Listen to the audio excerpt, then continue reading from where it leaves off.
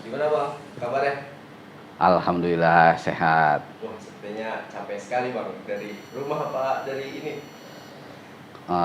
Kegiatan hari ini sebelum berangkat ke kantor mampir dulu ke stakeholder. Oh. Biasa persiapan. Ngopi-ngopi dulu ya Bang ya?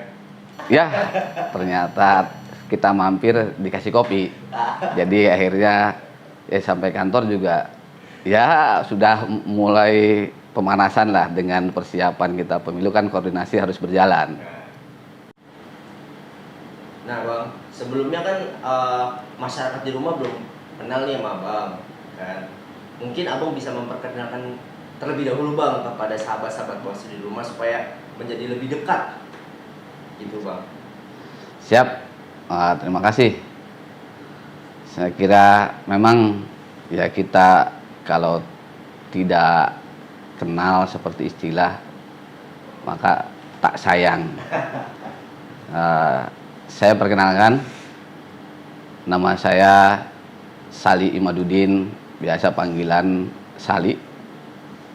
Dan kebetulan ya saya juga alhamdulillah bisa berkiprah di dunia penyelenggara pemilu sampai hari ini di Bawaslu Jakarta Utara, dan tentunya pada kesempatan yang berbahagia juga saya mengampu divisi Humas dan Datin dan Hukum. Alhamdulillah, semoga ya saya berharap untuk ke depan semuanya bisa bareng-bareng menciptakan pemilu yang aman dan damai. Amin. Iya Bang. Jadi terima kasih sebelumnya Bang sudah menerima kita untuk ngobrol bareng di pendidikan politik kali ini supaya masyarakat menerima lah edukasi-edukasi terkait kepemiluan Bang. Nah, untuk sedikit Bang, supaya masyarakat dan sahabat-sahabat Bawaslu di rumah itu tahu, ya kan, tugas Bawaslu sendiri itu apa sih Bang di pemilu? Ini sesuai dengan Undang-Undang Nomor 7 Tahun 2017, karena kebetulan pas masa jabatan saya dan teman-teman yang terpilih pada Agustus 2018 memakai Undang-Undang Nomor 7 Tahun 2017, di mana Undang-Undang 7 Tahun 2017 itu mengatur tentang pemilu serentak, yang pada kesempatan itu ya pemilu serentak dilaksanakan pada tahun 2019 pada 17 April. Nah, 17 April 2019 Bang. ya. Nah, alhamdulillah. Nah, kita menggunakan undang-undang itu dan kita berpedoman di undang-undang itu. Tugas Bawaslu sendiri adalah melakukan pencegahan. Yang utama melakukan pencegahan sesuai dengan moto Bawaslu, cegah, awasi, tindak. Nah, dengan pencegahan ini ada yang harus dicegah. Pertama, mencegah adanya tindak pidana pemilu. Kedua, mencegah adanya proses pemilu. Itu melakukan pencegahan. Itu tugas Bawaslu ya. Nah, saya kira memang pada saat melakukan pencegahan tidak mudah Bawaslu melaksanakannya, karena memerlukan stakeholder dan saya kira berbagai pihak perlu terlibat pada saat melakukan pencegahan, karena kan Bawaslu sendiri tidak bisa langsung ketemu di lapangan. Yang bisa langsung ketemu di lapangan kebanyakan kan masyarakat. Nah, inilah fungsinya pencegahan, di mana kita semua bersama-sama bagaimana mengupayakan pemilu itu supaya damai. Berarti masyarakat sendiri ikut ya Bang ya dalam pencegahan itu ya Bang ya? Harus ikut. Oh, harus ikut. Sesuai amat undang-undang, masyarakat ini dengan ikut serta melakukan pencegahan pelanggaran pemilu melakukan ataupun pelanggaran proses pemilu, nanti kan iklim perpolitikan atau iklim demokrasi tentunya akan meningkat.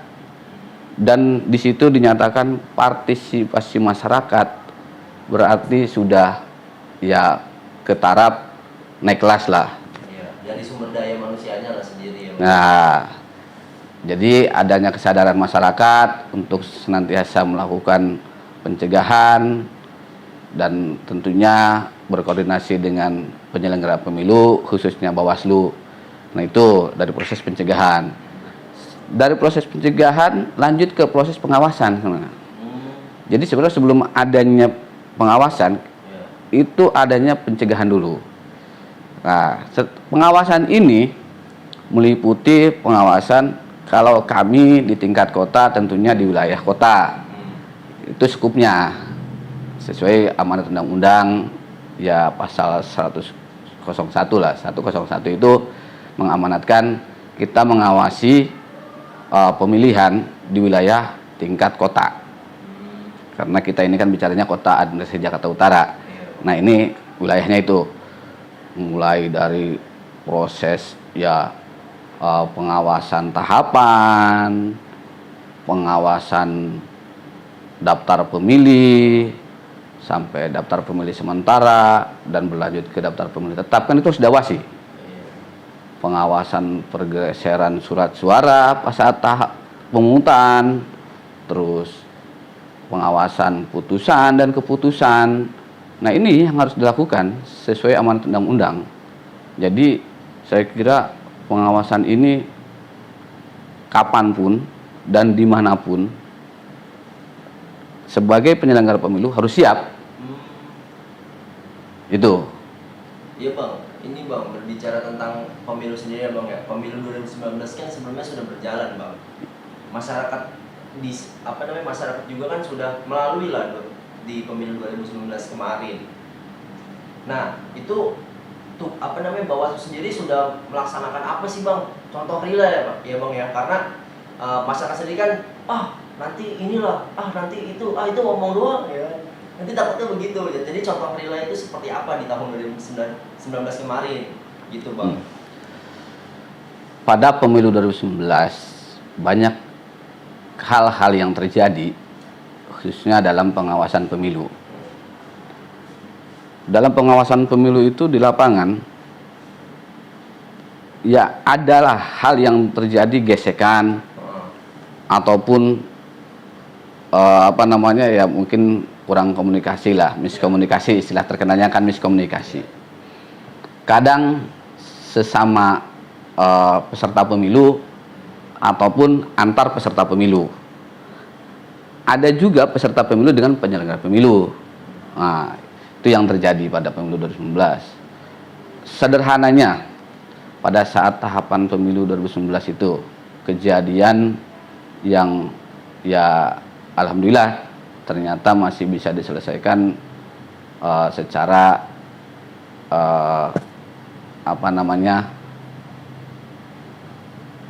tidak sampai lanjut ke persidangan lah. Jadi kita diselesaikan di lapangan, tentunya itu namanya proses pencegahan. Jadi namanya mencegah itu sebelum terjadi tindak lanjut sampai adanya permohonan atau nanti laporan ke formulir apa dan formulir apa yang diberikan.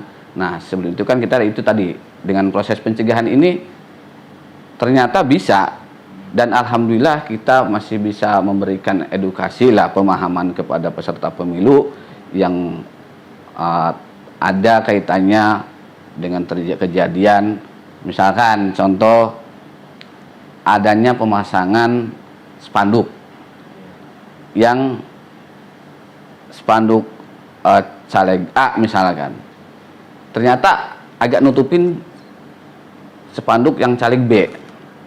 Nah, itu kan ini misalkan beda partai ya, kan gitu. Mereka bukan melaporkan, mereka datang ke Bawaslu memberikan informasi atas kejadian itu.